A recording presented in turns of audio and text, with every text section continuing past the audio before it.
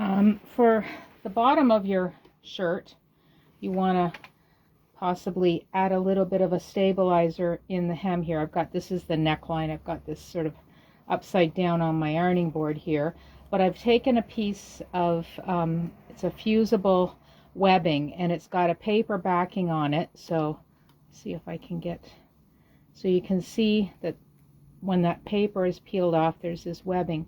So the idea with it is to fuse it with the paper on to the one side of your garment, peel the paper off, and then you've got the fusible. You can turn it up on itself, and now you can press it so that it's actually going to hold that crease or that hem.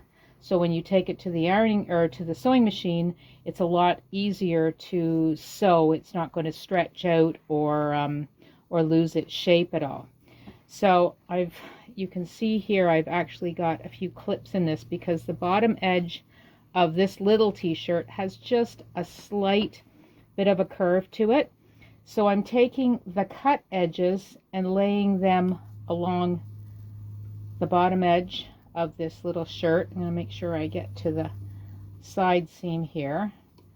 So I've got this lined up, and you're just going to do this a little bit at a time. So this is a 1/2 inch wide. You would cut this whatever width you want to have your hem.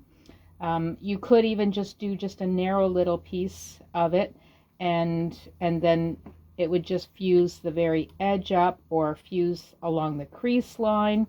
I like to use whatever I'm going to have for the width of my hem. So for this little shirt, I'm going to have a 1/2 inch hem. So this is just a product called Wonder Under, and it's purchased on a roll. It's a fusible, and it's got paper backing on it, so you can see you can use this for all sorts of purposes. So this is the webbing side. So I like this because I can cut it in whatever length I want or width that I want to have. So I like using this. Heat and Bond is another brand of it. The other product that I really like, especially for a soft, lightweight garment, is the Dritz Wash Away Wonder Tape. It's the same thing, except it's actually more like a tape. So you would press it down. You wouldn't take it to the iron. You would press it down, peel the paper off. The adhesive is stuck, just like it is if you've pressed it with heat. And you just peel that paper backing off, leaving the little bit of glue. It works like a double-sided tape. The thing about it that I like is when you wash or launder your garment, the tape actually dissolves and disappears. So you don't have anything in there that's stiff. So if you've got a very lightweight jersey or ITY knit, this is actually a really good product to use. It comes in a couple of widths. Mostly it's like 1/4 inch wide. Okay, so I'm going to show you here with this piece that I'm going to fuse. So again, just do it a little bit at a time, pressing down with the iron, making sure that I'm lining it up. I don't want to have it stuck on my ironing board. So with the tape or the paper, you can almost see the glue through it. You can almost see where the glue is kind of moist. So let it sit for a few minutes and cool down. Again, you've got a glue here. You want it to adhere to your fabric. And if you pull this paper off too soon, you're going to be pulling the glue off as well. So you want to definitely give this lots of time to cool down before you touch that paper and pull it away. Now you could as well in a hem just use that fusible knit like you used if you put it in the shoulder. That's this product here. So it's just like a knit interfacing, and it has a little bit of a give to it. You could actually press that down, and if you needed to clip it, and it would not have a fusible ability when you turn the hem up, but it would still stabilize that bottom edge so that when you're stitching, you've got that nice stable fabric there. Okay, so I think this is cooled down. We're just going to test it here. Yep, it looks like it's coming off. So this is, I think this was sort of the end piece. So I've got a few little spots where I'm missing a little bit, but I've still got a nice crisp edge along the bottom. And I did notice a couple of pieces that lifted up, so I will have to be very careful when I turn this hem back. So I'm going to turn this back, and I'm going to get it so that it's coming right on that fold there. So I'm going to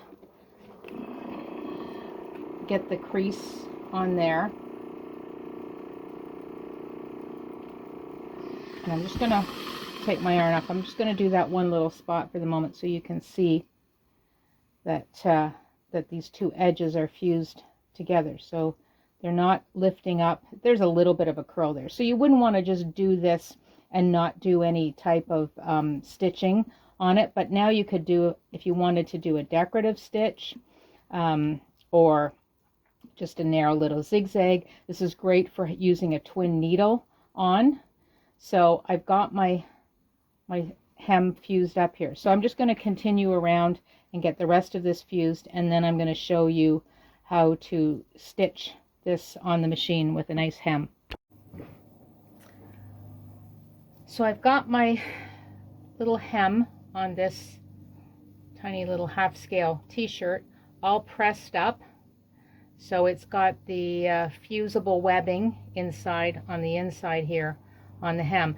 And I mean, for the most part, you look at it and you think, oh, that's probably going to stay, but I wouldn't chance it. I would rather make sure that I've got a hem on here. Now it does feel a little stiff, so an area that you would definitely test before you decide to commit to something like this. This also does not have much stretch to it at all.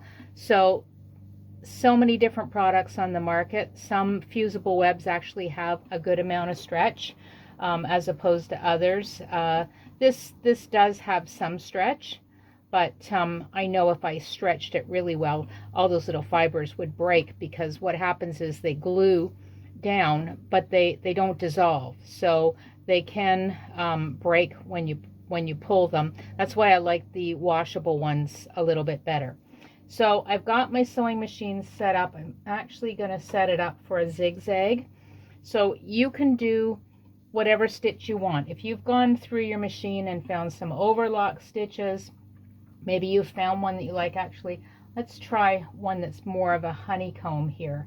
So you need to have your right side up and the wrong side down. So you want to make sure that wherever you're laying this out, if you've got this pressed up at a 1/2 inch, you don't want to have this hem way over at 1 inch or 3/4. You want to have it definitely down to the 1/2, or maybe even just a little bit below that, because you want your stitches to go into your seam allowance. So I'm going to start on this side here, and I am going to start just a little bit beyond the 1/2 inch, and I'm just going to stitch away here. I'll do a little bit, and then we'll take a look at the back side. So I am watching, I'm keeping my eye on the side of my hem here as to where it is, what line it is going on. If you've got a little guide that you can actually line up here, whether it's a metal piece that screws in or a bar, you could definitely use that. So I'm just going to try to get a couple more inches in here. So there's my little decorative stitch that I'm doing, and it actually looks quite pretty. Now I'm using a contrast so that you can see, and if you look on the reverse side, I actually am just covering that whole top edge, because it is starting about 1/4 inch and going over to that 1/2 inch mark. So it's actually forming a nice secure edge. Now you don't want to be pulling your thread or your garment front or back. You want to keep your fabric just sort of flowing off of your hands. And if you do look at it and you find that there's a bit of a ripple in it, what it means is there's too many stitches trying to get through the presser foot. If you've got a dial or something that you can loosen the pressure of your presser foot, you might want to loosen it up. Or another thing that I like to do is, as I'm sewing, I'll take my finger on my opposite hand and I'll just hold it kind of behind where I'm sewing, and I'm very gently causing the fabric to sort of buckle up. It's not being restitched over, but it's just buckling up behind the presser foot. So I'm trying to slow it down from moving under the presser foot without changing the speed of the machine. And I'll hold my finger here and do this for about an inch or so. I'll let it go and then I'll carry on. You don't want to get too much of a backup, but you see how I've got this little ripple on here. So when I finish with this, I'm going to take it back to the iron and I'll press all those little ripples out. Otherwise, you know, just stitch along nice and neat. When you come to a seam, sometimes you need to really slow down. I like to, if I'm going over a seam, I like to have my fingers on either side of the presser foot. It just kind of helps to stabilize things as they're going through and maybe help cause it to go smoothly and not bunch up a few extra stitches because it gets stuck on that lump of a seam.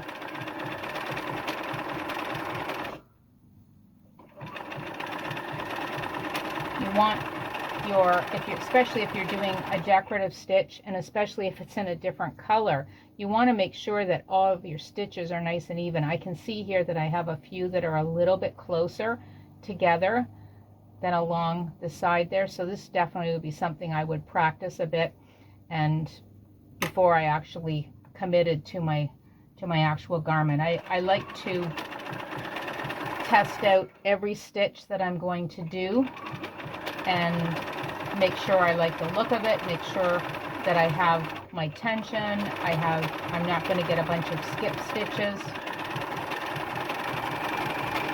So I'm just trying to speed this up to get to the end where I come up to the other side here.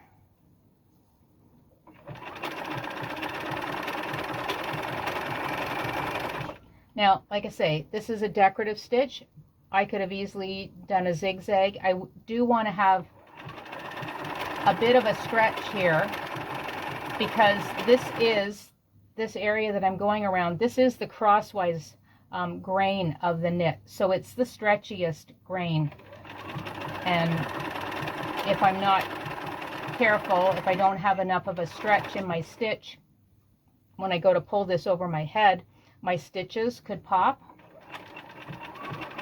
So another reason to test it out before you do your actual garment. And when you come up to the end, you don't want to do too many stitches. I don't usually like to back stitch. I try to keep it so that I don't have too much of a mess where I start and stop. If I feel like I need to secure these, I might take a bit of fray check on the inside and just fray check them.